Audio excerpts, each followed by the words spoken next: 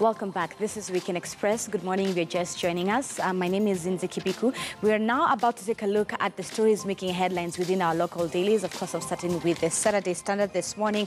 Our biggest headline is murder charges shock as KEBS chief are seized.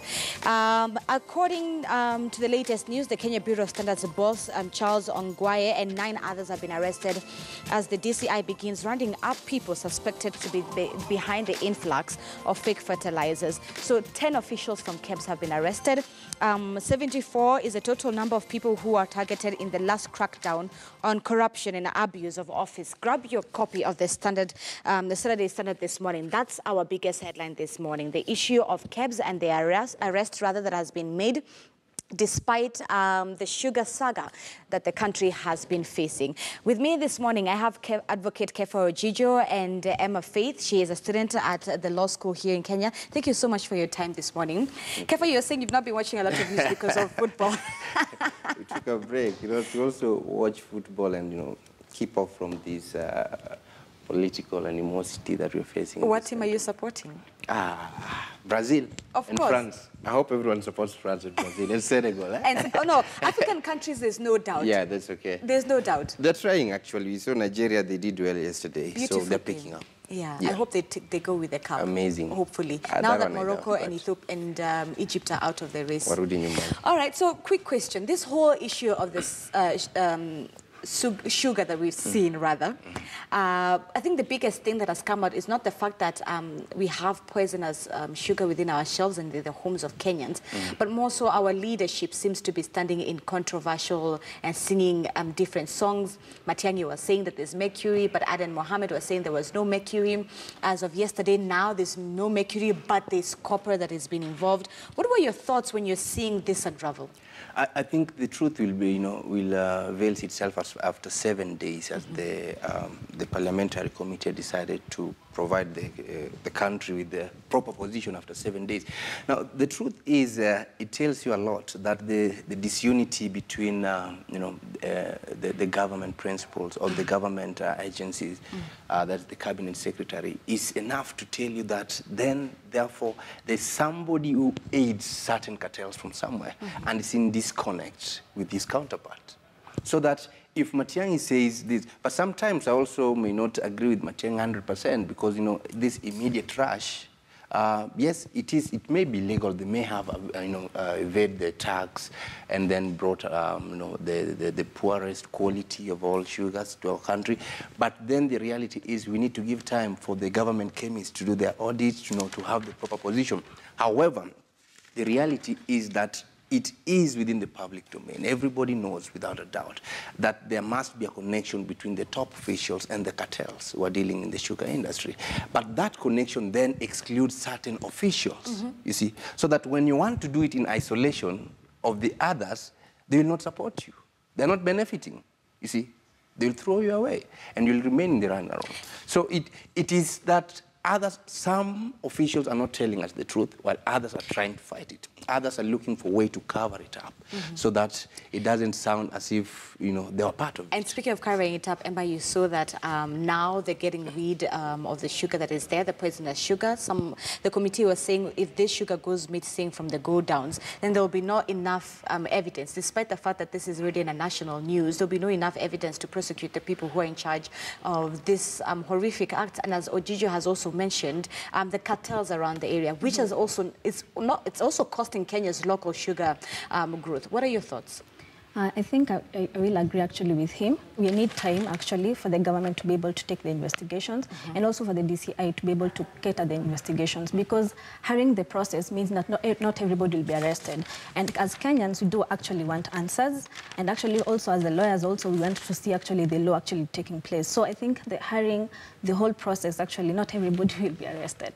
But let's us just wait and see what will happen in the long run. Ojijo, do you think that someone will be arrested? I like the charges that the DCI are, preempting against these culprits. One of them is attempted murder. That's a felony, you see, alongside abuse of office and, misuse of the funds.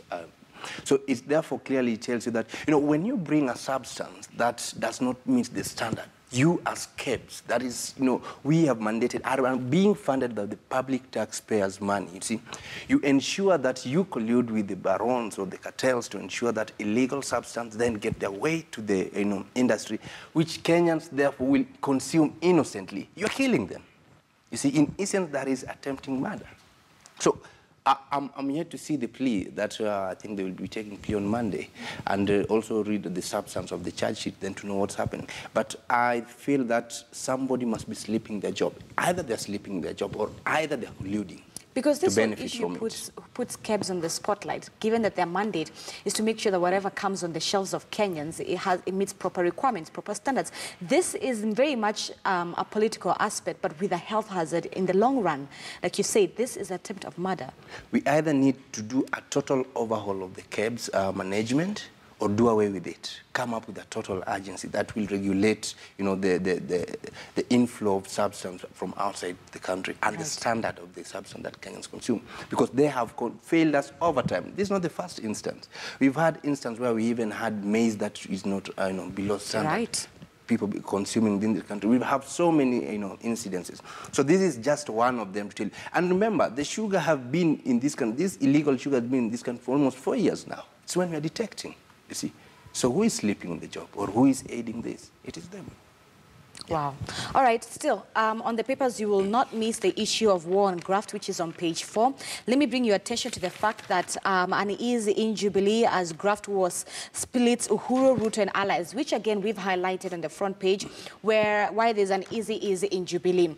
Now, the Jubilee government has faced quite a number of scandals. For example, the fresh 10.5 billion scandal that has hit NYS, the second NYS scandal that is, another multi-billion corruption. This is within the National Cereal and Produce Board, just to give you a highlight of it. The internal audit by the Kenya Power Company, which has seen massive irregularities in its procurement department. This, just to mention a bit more of it.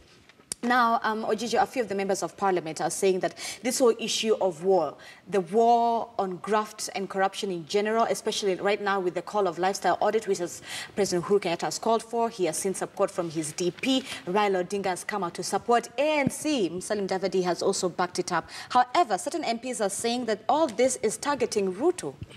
This is a divide within Jubilee that we're seeing. A wrong move again. The moment as a country we start politicizing the war on graft, that is where we lose it. Exactly. And remember, MPs don't just speak for themselves. There must be a big backup, sound from behind. If they're speaking for Ruto, then Ruto must have backed them up to say that. You see, when you see a situation where your leader is trying to push this, and you feel that for you, it is your people who are being targeted, there is a disconnect. You see, there is a disconnect. So we need to be honest when we're fighting graft. We don't just fight graft by talking, and we're not honest about it. It must start from us. And that is why we want to see lifestyle audit starting fast before we even go deeper to the root of the whole event on Saturday. Do you think the lifestyle audits will happen? It should. It should, but do you think they will happen? This is not the first time. In 2015, there was a proposal of the lifestyle audit. Back in 2003, NAC had said that governments and people who within government should be looked into. 2003, 2015, again now we're in 2018. Right now that it has come from the president himself, from his mouth, he should be accountable. He must lead by an example. Let's start lifestyle audit from with the president and the deputy president as we go down. Emma, do you think that the lifestyle audit will happen? I think it should happen because if the president himself actually has said it, then he should act as an example. So if it actually starts from him, everybody else should actually be able to go through the lifestyle audit. So I think it will be possible. Will they not cover up? By the time they're already calling for a lifestyle audit, the government officials have already hidden what there is to be hidden. Well, some will want to hide, but the fact that now that the president has said it from his own mouth, we'll actually be questioning as citizens. We'll be saying that you said that you should do this, and now some people don't do this. So what are you hiding? What are you trying to hide? Right. And obviously, you'll want to see accountability on their end. Zinzi, in law, we have a principle called the equitable doctrine of tracing back. It's being used in all the Commonwealth countries. So that even if you acquire a property irregularly or illegally, and then assign it to a third party somewhere, in the disguise that you want to appear to be clean, then the people can trace up to the end where that property is being held or that amount is being held. So we have the willpower, we have the machinery, we have the people who can do that However, if the political class is not willing to provide that goodwill, they will frustrate this system. It will not work. So when the president says that they want a clear audit for himself and all public servants, let it show a goodwill from themselves. Because if you just say it and then allow the parties to trace back the property that have been acquired illegally, then they will not achieve their mandate. Because all this must work with the goodwill from the political class. Speaking of tracing back, this week we heard that this should go back to the forefathers, our forefathers, Jomo Kenyatta, Raila Odinga's father, and that has kind of rubbed people off the wrong way. So do you think that if you're going to do a lifestyle audit as a country, let us go back? No, we can start with the present position, because with the present position we have evidence. We have people can testify. We know these people when they are sent to the office. You cannot have acquired that much within a span of 5 years. What are you doing? We know your source of income. We know your businesses, you see. So you must be honest with that. Let us start with the short term. Let's say from 2013 up to now, when these people are sent to the office, this was their work. What have they acquired over this duration of time? How did they acquire it, you see? So that even when we go back, we can already deal with the present. Kenyans are complaining because of the present that has happened. And this is what we must address first, because the evidence is still clear. Emma, you have the same school of thought? Yes, because the fact that he has said from 2013, it's going to be clear, actually, because the fact that you, as a new person, like we are seeing the scandals where some people actually come from nowhere, suddenly they are owning millions, yeah? So if the personal audit starts from, let's say, from 2013 or even 2014, we're actually able to cater from these recent years. So it will even be able to trace to the evidence and also for the witnesses. You know, if we start from the forefathers, even some witnesses are not even maybe live, or some are dead, or some are even out in Kenya. But if we start from the recent areas, some are actually in Kenya, even if they're, and obviously some witnesses obviously will be still alive. So it is actually easier if we start with the recent years. Yeah. All right, let's see how this goes on, especially now that the Ngeritas are saying that they can't raise the 5 million for them for cash bail since their accounts have been frozen. But let me bring your attention to yet another important story, which has been quite a humorous one, should I add on top of that. It's on page 2. Page 2 of our Standard this morning. Chiloba now wants court to jail Chebukati. Chebukati went to the keys. The keys towards for Chiloba's office, and so Chiloba cannot access his office anymore. This has been the latest that we're seeing within the IBC agency. What were your thoughts when you heard of that? In my personal view, those are acts of termination, honestly. You can't just come out from a compulsory leave, then you just find your office actually is locked. Your assistants have gone on a leave. Those are just acts of termination. But let's wait and see. But on my opinion is, if actually they wanted to terminate his contract, they are supposed to follow the Employment Act and the laws which are, they're like notice, giving them a reason for the termination and all this. But I think we should let the court actually decide, then we'll actually judge from there. Ojiju, when the country's electoral commission months after election is still not seeing eye to eye. Chiloba wants his boss Chebukati jailed. Chebukati has gone with the keys to his office. He's traveled abroad with it. Do you think that we should just get rid of the commissioners, all of them, just send all of them home packing? It's not time for everybody to carry their own cross. Nobody wants to carry each other's cross. I've looked at the decision by Justice Radido.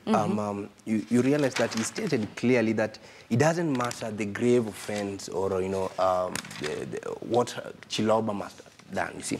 But you see, the law requires that before you suspend someone, you give them a due process of hearing. The law is more concerned with the procedure than the act itself, because then that is substance in nature. So that when you're just coming at the beginning, the law is more concerned with the procedure. Was this person summoned? Was he given a proper time, you know, to defend himself, whatever? So when the law, when the judge decided to reinstate Chiloba, then again it was issued, remember again, another letter for suspension. That the ground now is clear that we are suspending you because we are doing audit, you see, on the materials that then were acquired before the election. We need to do a proper audit. And we know you for sure, if you're there, you're going to interfere with the process, you see. It is a common, you know, a common concept of natural justice that even though you may be required to be there, but when it's likely possible that you're going to interfere with the process, then you're likely to step aside. It is, for me, I feel Chiloba will just be sound enough on his own, you know, just to step aside for a while, leave the audit to finish. I know that he has a judgment, yes, and he may cite them for contempt of court, but it is about the public interest. It's not just about you. We need to know the truth. Kenyans have been hurting because of the decisions of the election in 2017. People want to know what happened, what went wrong with the procurement and the process. And if you're likely to interfere with this process, that now your boss feels it's time Kenyans know, because he's also been under pressure and he feels like he doesn't want to carry the garbage and the mistakes that were committed by other people. Step aside, gentlemen. Let this thing happen. It's not a matter of life and death. Yes. Emma, now that, just to jump on what Ojijo had mentioned, that Kenyans feel betrayed, especially after last year's election, and the aspect of the audit still being carried out, that still investigations are underway, and IEBC being compromised, are you still of the same school of thought that everyone, all the commissioners, should just go home? Well, I think it's not about them going home. I think it's first giving us evidence why they should go home. I think by the end of the day, I think it's all about going back to the law. Let us be given the proof, let us see the evidence, then they're going to be going through the whole process of the Employment Act of going home. All right, on the Saturday Nation this morning, on page 2, Obama to open CIA Youth Center. This, since around, what, 1986, 1987, should be Obama's 5th visit to Kenya. Hopefully this time around he's coming around this time as the former president of America. What do you make of his trip? As much as, yes, it's going to come with a bag of goodies, Ojijo, this is very strategic in the sense that he comes after Donald Trump's disgusting remarks towards the African continent. Could this be a way of him trying to patch up and reach towards Africa again using Obama? Well, number one, I think he's visiting Kenya as a private citizen, so there's not much drama we're expecting this time around. 2, he's coming back to his, original homeland. That is where this father is from. That is his home. And number 3 is coming to officiate a project that has been started by her sister. Auma has been championing this process for a while. And I think it's also a good show, not only to Kenyan leaders, but even to the global world, that it is important that leaders try to use their position or the opportunity to mentor young people, to provide opportunity for them so that they can also grow and realize their potential. If you look at the projects that has been happening in Alego, for instance, you realize that they've created, they've aided a sporting, system for people. So that there's a lot of sporting activities. They've advanced that. There's also the IT system for young people to learn, know how to interact with the IT world and to grow. So I think it is a plus. But what really surprises me is that while we have such a good project in Kenya, and you don't even realize that the government of Kenya has not realized it, or even aided or even supported it to its being. So that somebody somewhere from outside then is the one who's coming now to support this system. I mean, it still tells you that sometimes we may overlook things that so many people are vital. And because it's just politics, you see. So I feel it is a big step, and this then is likely to ooh the government to realize that it is not only in Siaya or in Alego that people should be, given opportunity, should be given a chance to grow their potential or whatever. But this should be done in so many places within the country. Do you think that this visit by Obama will help mend relationships with the U.S. and the African continent under Trump's administration? I don't think so. Remember, the U.S. government now is in the, it's under the leadership of Trump. Trump from day one has always been, clear, opposer of Barack Obama's move. So it is a position that Obama has taken that nobody will, change it. But his visit has nothing to do with the government, relationship with the U.S. government. Trump, we know him. He's Trump. What he says is what he does. So it's not news to us. But however, remember that it's not only the American government that can do things. There are so many agencies in the United States. There are so many organizations that still can partner through the goodwill of Barack Obama that can help this country. So his attempt or his visiting itself opens so many doors for this country. Emma, your thoughts of Obama's visit? I think he has come actually as a private person, and it has nothing to do with politics. And I believe the fact that he's coming to Kenya in his motherland, it's going to help mostly, for me, it's the students, to give them hope actually that tomorrow you can actually be the president of country or do anything that you want to do. And another thing, the fact that he's coming actually to Kenya, obviously it's going to create actually a place where people will be able to notice us from different areas of the world, yeah?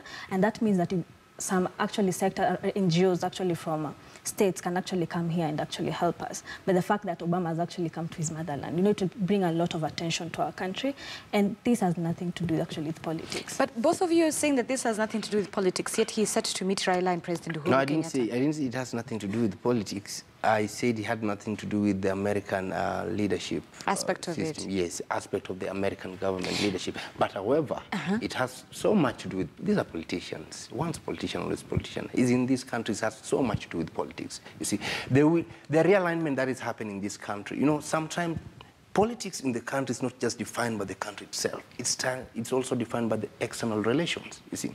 The moment Obama is here and discussions are ongoing, it's already building that political arena. What do you think will be discussed in those closed doors, given that his visit is coming months after the handshake at the steps of Harambee House, now that Raila and President Uhuru Kenyatta seem to be seeing eye to eye? What do you think would be Number up for one discussion for me that I know must be discussed is the issue of graft. Right. Oh, yes. The issue of graft is one thing that has been discussed because Obama himself has been talking about it. And it's something also that the top leadership have decided to fight. So the issue of graft must be on the table. Number two is also about the issue of, you know, the 2022 succession. It may not bypass them. It is somewhere people are eyeing, and people must discuss it in a way, you see. So that as people also build up towards 2022, you see, they also look how they can find new allies to support them in this. So those are discussions that politicians cannot, you know, bypass. Okay, Emma? To add up on that, I think they will also talk about peace. The fact that as much as we had an election, there's still tension. We're still experiencing tension, despite 207, despite the tribunal, despite the ICC, we still have tension in our country. I believe the fact that Obama was yet a president will actually give us an opportunity to be able to know how actually we are going to neutralize this tension. And actually for the next purpose, for the purpose of the next election, students will go to school, for example, with having a hope that there's going to be peace. And actually people are going to go to work having hope that actually there's going to be peace. So I think despite the graft, despite the succession, also peace has to be on the table. All right, before we close off this segment, Ojiju, I cannot let you go until I hear your thoughts, because we've already talked about Jubilee and the aspect that it's being split due to the word graft in the lifestyle audit that has been called. I would love to hear your thoughts, because the same thing is also happening in ODM. Yes. You want to remember that Aisha Juma did not meet back in Mombasa, actually this week, when the ODM was holding its indoor closed meetings, after showing her support for Ruto come 2022. This has been, Ruto's 9th trip to Coast since March. Yes. So they're really keeping their eye on Coast. But isn't this not Aisha's way of defending herself and looking out for herself come 2022, despite the fact that she won the Malindi seat based on the ODM ticket? The divide and rule tactics, you see, so that as a politician, you realize that you use a stronghold inroad, you know, to acquire political ambition. Ruto has realized that the only place he cannot, Nyanza will always rally behind Raila Odinga. The only place that has strong support for ODM, but is likely to penetrate it, is coastal region. So that if he hits proper on coastal region, then he already divides ODM into two. You see, and then what does he do? Politicians knows how to win people. It can be through money, it can be through goodies, it can be through promises. So he looks at the people that he thinks fight most for that party and make them fight most for him. You see, that is how you win politics in Kenya. You see, so there is this fight forth and on that has been coming, but the reality is also that Ruto is also a worried man, because he knows that now the two big wings are also against him. You see, so what does he do? He uses their soldiers now to fight them back. You see, if Raila and Uhuru are almost talking the same, you know, in the same tone, and he feels he's out, then he's not. As a shrewd politician, you don't fight them directly. You don't get back hit to them directly. You take their soldiers and make them fight back for you. That's what he's doing.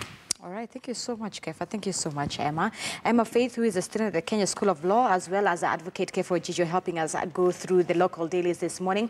If you haven't grabbed a copy of your daily, both the Saturday Nation as well as the Saturday Standard, grab it. It has the details of these top stories that we've just discussed. We're taking a quick commercial break, but we'll be right back.